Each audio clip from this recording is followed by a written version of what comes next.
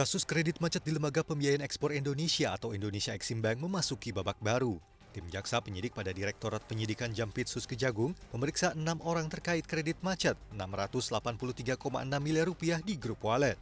6 orang tersebut berasal dari PT Jasa Mulia Indonesia, PT Mulia Wallet Indonesia, dan Borneo Wallet Indonesia.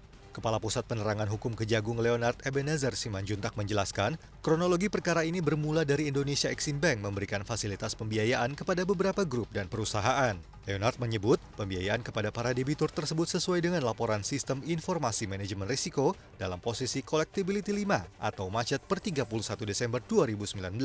Leonard menambahkan LPEI diduga menyalurkan kredit tanpa melalui prinsip tata kelola yang baik sehingga berdampak pada melonjaknya kredit macet pada 2019 yang mencapai 23,3%. Kelalaian tersebut berujung pada gagal bayar 683,6 miliar rupiah.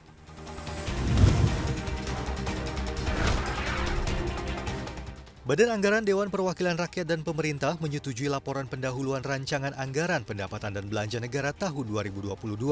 Pemerintah dan DPR sepakat mematok pertumbuhan ekonomi di tahun depan berada di kisaran 5,2 hingga 5,8%. Sementara inflasi diramal berada di rentang 2 hingga 4%. Tak hanya itu, nilai tukar rupiah diasumsikan berada di 13.900 hingga 14.800 per dolar Amerika Serikat. Menteri Keuangan Sri Mulyani menyetujui kesepakatan panitia kerja tersebut, sementara Gubernur Bank Indonesia Peri Warjio menyatakan siap berkoordinasi dengan pemerintah untuk mengawal ekonomi, termasuk stabilitas nilai tukar rupiah di tengah ketidakpastian global.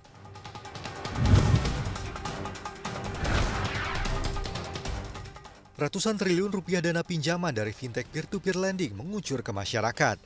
Ketua Satgas Waspada Investasi Tong Amel Tobing mengatakan, berdasarkan data Otoritas Jasa Keuangan per Mei 2021, total pinjaman yang telah disalurkan melalui fintech peer-to-peer lending mencapai 207 triliun rupiah. Melihat dari jumlah penyaluran yang tinggi tersebut, Tonga menyebut keberadaan fintech lending perlu dipertahankan. Meski begitu, banyak pasar yang menjadi target pinjaman online ternyata dimanfaatkan oleh orang-orang yang tidak bertanggung jawab untuk melakukan penawaran fintech lending ilegal. Buktinya, Satgas Waspada Investasi telah memblokir 3.193 fintech ilegal. Menurut Tongam, tingkat literasi keuangan masyarakat mengenai produk keuangan harus ditingkatkan agar tak ada lagi korban fintech bodong.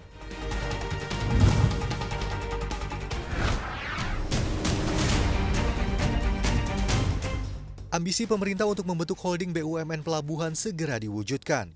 Direktur Utama Pelindo II Arief Suhartono menyatakan pemerintah memberi target penyelesaian penggabungan BUMN Pelabuhan pada tahun ini. Integrasi BUMN Pelabuhan diharapkan bisa rampung pada kuartal 3 2021 dan selanjutnya diikuti dengan pembentukan subholding yang menopang kegiatan kepelabuhan. Nantinya secara bertahap akan dilakukan inbrand saham anak usaha Pelindo pasca merger ke subholding dan diharapkan selesai pada kuartal 2 tahun 2022.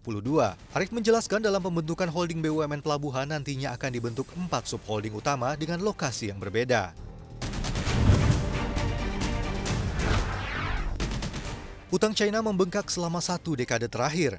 Pandemi COVID-19 disebut-sebut sebagai penyebab melambungnya utang China. Virus corona yang menghantam pertumbuhan ekonomi China mendorong pemerintah untuk mempermudah perusahaan mendapatkan pinjaman.